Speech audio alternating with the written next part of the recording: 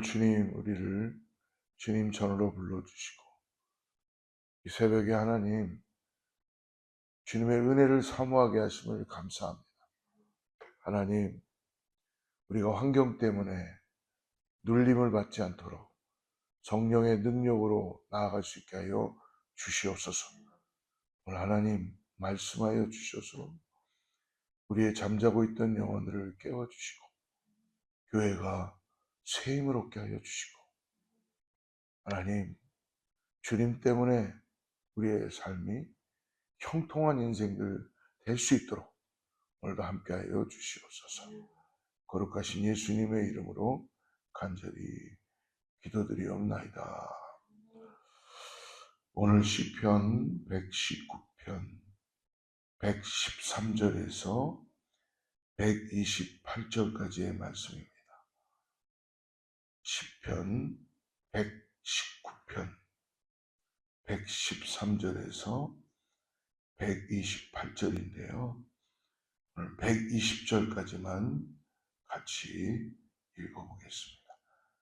시편 119편 113절 내가 두 마음 품는 자들을 미워하고 주의 법을 사랑하나이다. 주는 나의 은신처요 방패시라. 내가 주의 말씀을 바라나이다. 너희 행악자들이여 나를 떠날지어다. 나는 내 하나님의 계명들을 지키리로다. 주의 말씀대로 나를 붙들어 살게 하시고 내 소망이 부끄럽지 않게 하소서. 나를 붙드소서. 그리하시면 내가 구원을 얻고 주의 율례들에 항상 주의하리이다. 주의 율례들에서 떠나는 자는 주께서 다 멸시하셨으니 그들의 속임수는 허무함이니 주께서 세상의 모든 악인들을 찌꺼기같이 버리시니 그러므로 내가 주의 증거들을 사랑하나이다. 내 육체가 주를 두려워함으로 떨며 내가 또 주의 심판을 두려워하나이다. 성경은 마지막 때가 되면 민족과 나라가 서로 대적하고 수많은 전쟁들이 일어났다는 것입니다. 그리고 이 땅에 큰 지진과 기근과 전염병이 발생되기 시작하고 그러므로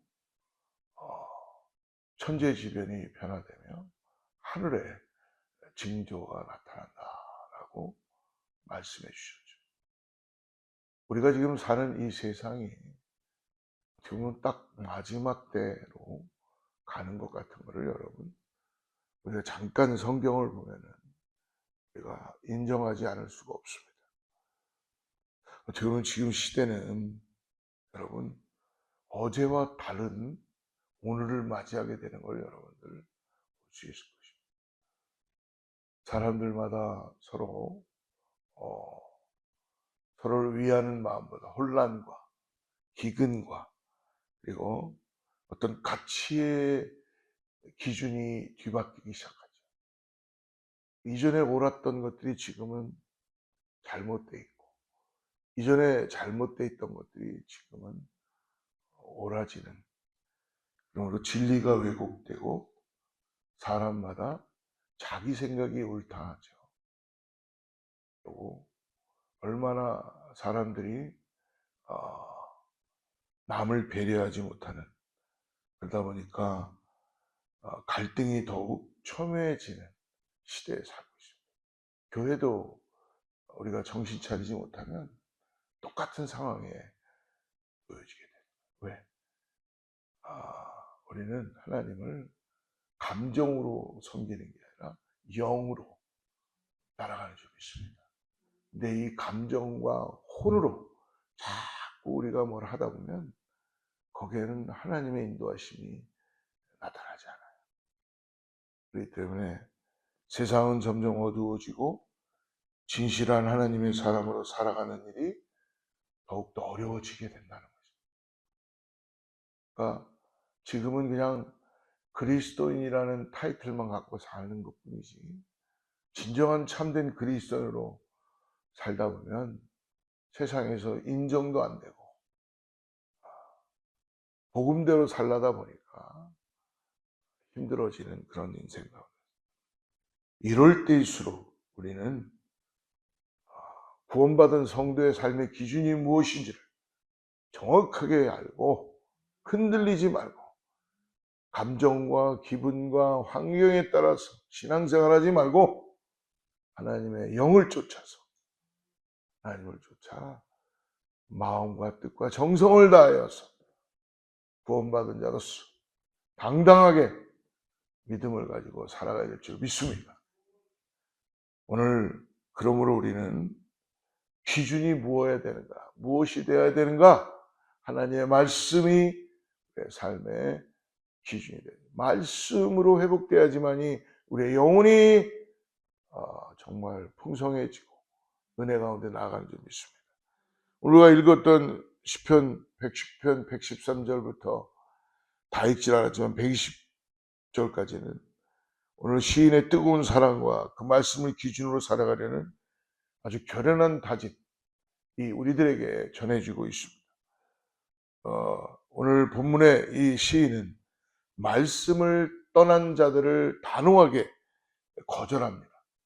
그리고 오직 여호와의 법을 따라 살겠다고 고백합니다. 여러분, 고기가 물을 떠나면 죽어요.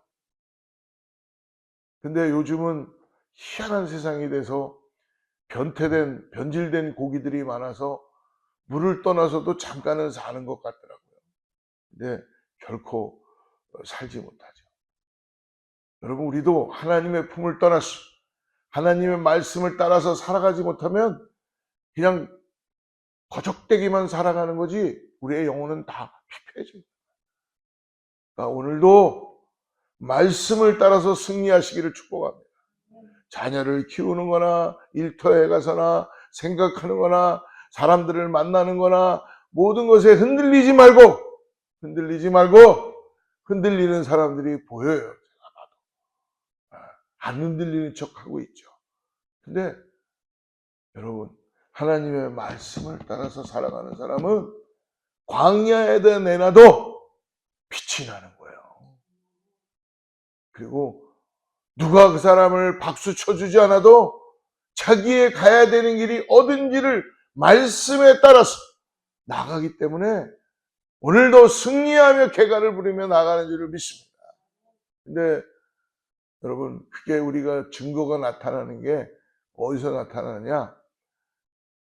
주일 예배 때 다 나타나요. 승리의 곶가를 부르고 나온 분들은 얼굴에 환희가 있어요. 오늘 하나님 나에게 무슨 은혜를 주시고. 근데 우리 교회는 그런 분들이 한 분도 없는데 저기가 보면 다들 예배에 쫙 오시는데 폐잔병들이 들어오듯이 아이고 죽겠네.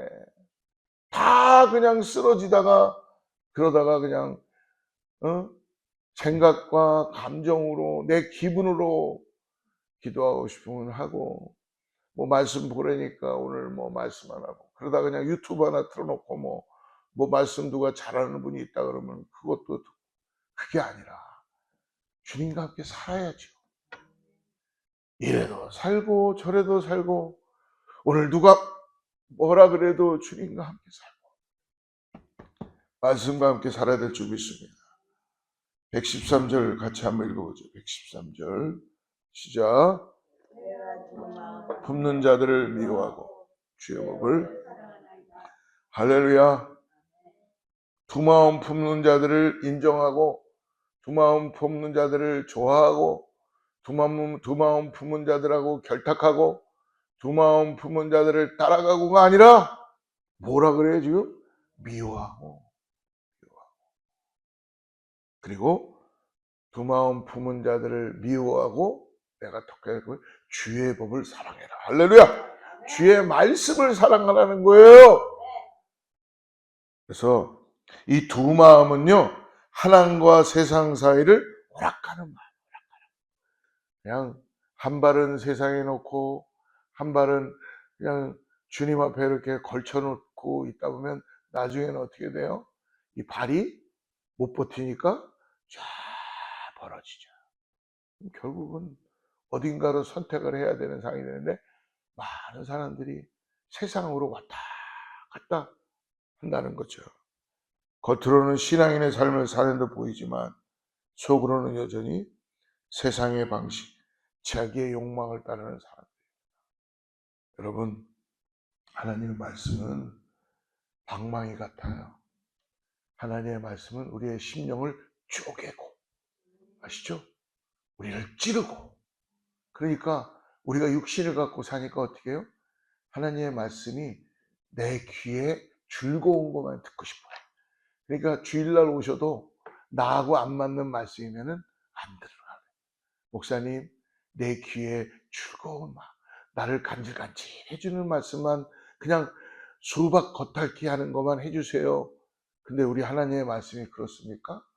회개하라, 천국이 가까웠다. 죄를 자백해라. 너는 죄인이다. 싫은 거예요, 그게. 정체성을 드러나게 하는데 그걸 받아들이기가 싫은 거죠. 근데 뭐래요? 두 마음을 품었다면 미워하라. 돌이키라는 거예요. 시인은 이런 사람들을 단호하게 미워한다라고 표현하고 있습니다. 이는 단순한 혐오가 아니라 분명한 기준을 말씀으로, 하나님으로 잡고 가야 된다는 거예요. 오늘날 교회 안에도 신앙과 세상에서 갈등하며 두 마음을 품은 사람들이 있을 수 있습니다. 왜 없겠어요? 하나님을 믿는다 하면서도 여전히 물질을 의지하고. 여러분, 왜 우리가 세상에 나가서도 실패합니까? 비참하지 않나요? 이유가 딱 한 가지예요. 이유가 딱 한 가지. 하나님 안에서 승리하지 못하니까 세상에 나가도, 죄송하지만 깜도 안 되는 세상에서 매일 이리 치우고 저리 치우고 거기에서 속상해가지고 그걸 교회 와서 다 풀고 하지 마시고, 하나님 안에서 승리하면은 세상도 존중한다니까요. 그러니까 여러분, 일터에 나가서나 어디에서도 그 세상을 향하여서 여러분 하나님의 영광을 보여주시길 바랍니다. 그러기 위해서는 말씀대로 살아가는 그 삶을 내가 믿음으로 결단하고. 세상이 못하는 게 뭔지 아시죠? 다 할 수 있지만 하나님 쫓아가는 구원은 자기들 마음대로 할 수가 없어요. 하나님의 은혜는 자기들이 할 수가 없어요. 근데 우리는 그걸 하고 있잖아요. 근데 왜 그거를 죄다 다 잃어버리고 세상에 나가고 거기에 맞추려고 하다 보니까 그게 됩니까? 더 조롱거리가 되고 더 핍박이 되고. 하나님 뭐라고 말씀하세요? 하나님 말씀대로 우리가 따라가려고 뭔가 기도하고 하다 보면 우리 안에서 성령이 도와주셔서 세상을 향하여서 존경받게 하고 존중받게 하고 하나님의 역사 가운데 나가게. 여러분, 요셉을 봐도 알잖아요. 성경에 나오는 인물들 보면 알잖아요. 하나님이 늘 함께 하시더라. 구덩이에 들어가도 그는 결코 세상을 쫓아가지 않았을 때 하나님이 그를 건져내고, 그리고 감옥에 들어가 있는데도 그를 또 끄집어내고, 뭔가 모함과 뭐가 있어도 그는 꼿꼿이 하나님 주. 그러니까 옆에 있던 다른 사람들은 그를 보면서 범접할 수 없는 하나님의 그 놀라운 경외하심과 그걸 보게 되는 거예요. 요셉은 여러분 세상에 가치를 둔 것이 아니라 하나님께 가치를 두고 있었다는 걸 잊지 마시길 바랍니다. 당신의 걸음걸이가, 당신의 말하는 게, 당신의 오늘 일거수일투족이 하나님 중심으로, 말씀 중심으로 나아가는 은혜가 있기를 축복합니다. 114절 같이 한번 읽어봅시다. 주는 나의 은신처요 방패시라. 내가 주의 말씀을 알아라. 할렐루야. 주는 나의 은신처요. 맞죠? 은신처는 내가 피할 수 있는 곳이에요. 여러분, 매일매일 여러분 집으로 들어가시죠? 집이 너무너무나 편안하죠? 저도 우리 집이 얼마나 편안하죠? 근데 여러분, 주님의 집은 얼마나 더 편해요. 내 집에 주님이 주인이 되어 주시니까 그 집에 들어가면 편안한 거예요. 근데 그 집에 여러분 들어가서 주님은 안 계시고 맨날 그냥 다른 사람들이 주인 행세를 하고 있으면은 불편하겠어요? 안 불편하겠어요? 우리의 속사람도 마찬가지. 뭐라 그래요? 방패시라. 어떤 상황에서도 우리를 막아주시는 방패시라. 그러므로 우리가 주님의 말씀을 바라야 돼요? 안 바라야 돼요? 알아야 될 줄 믿습니다. 사랑하는 여러분, 우리 삶에도 여러 위협이 있습니다. 오늘도 유혹이 있을 수 있습니다. 시험이 있을 수 있습니다. 비난이 있을 수 있습니다. 질병이 있을 수 있습니다. 고통이 있을 수 있습니다. 그리고 여러분, 마귀가 오늘도 우는 사자를 찾아다니면서 밀가부르듯이 우리를 흔들려고 하는 일들이 나타날 수 있어요. 그럴 때 여러분 흔들리지 마시고 말씀을 붙잡고 나가는 저와 여러분들을 축복합니다. 여러분, 우리 이런 상황들이 되면 우리의 영혼은 연약해질 수 있어요. 그래서 주님이 우리를 보호하신다는 걸 말씀. 내가 너희의 피난처야. 내가 너의 방패야. 할렐루야.